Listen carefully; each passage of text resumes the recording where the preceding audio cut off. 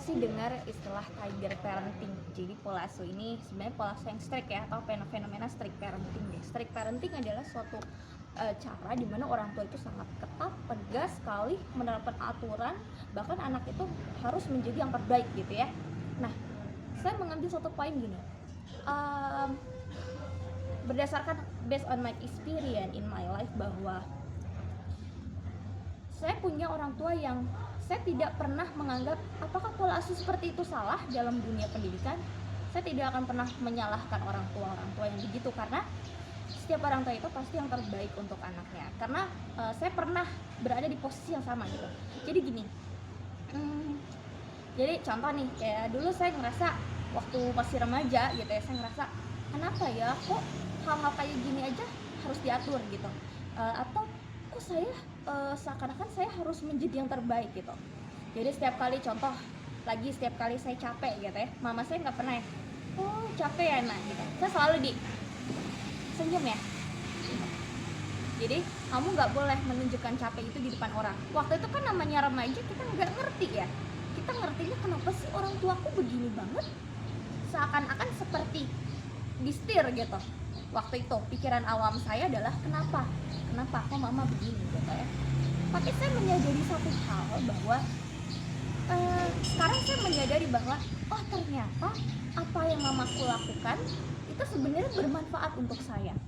Contoh, misalnya mama saya sangat perfect, misal nah nanti kamu kalau jalan ini harus begini, ini gini. Ternyata itu bermanfaat ketika saya harus tampil, saya harus show up, saya harus keluar dari dunia nyaman saya gitu ya. Itu sangat bermanfaat dan saya baru merasakan sekarang. Tapi gini, saya ambil satu poin bahwa saya tidak pernah menganggap bahwa strict parent itu salah selama di dalamnya ada sinergi. Mungkin orang-orang akan beranggapan bahwa orang tua saya strict di dalam hal ini, tapi saya merasa bahwa iya memang, tapi saya tidak pernah merasa terluka. Kenapa saya tidak pernah merasa terluka? Karena begini, ketika mama saya misalnya berharap saya harus gimana, mama saya nggak serta-merta ayo nak kamu nanti les ini les enggak, tapi dia tumbuhin dulu kecintaan saya terhadap apa yang mau beliau kemas gitu. Jadi kita sama-sama saling bersinergi. Mama saya tidak pernah menganggap dirinya sebagai figur yang harus ditaati. Kita ada sistem diskusi, walaupun nanti saya ikut jalan pemikiran mama, tapi kita di situ ada win-win solution. Jadi buat orang tua tidak ada salah sebenarnya.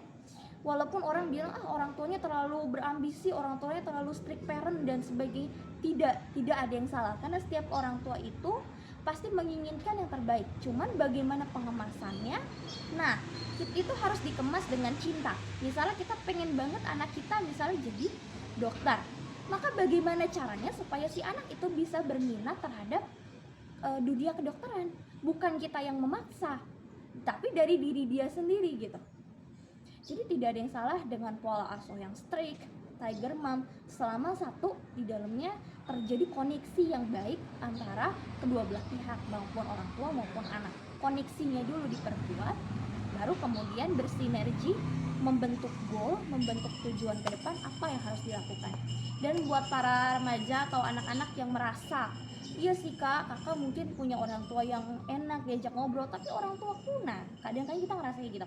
Oke, itu semua adalah pilihan Tuhan, karena kamu gak akan bisa menegosiasi, gak akan bisa memilih kamu mau terlahir dari rahim siapa. Kalau misalnya memang seperti itu, berarti tinggal kamu pikirkan, oke, gak apa-apa, saya terima. Ketika saya punya anak, saya bisa menjadi orang tua yang lebih baik. Bukan berarti orang tua kita gak baik, tapi kita akhirnya bisa banyak belajar dan akhirnya bisa banyak mengembangkan diri ke arah yang lebih baik.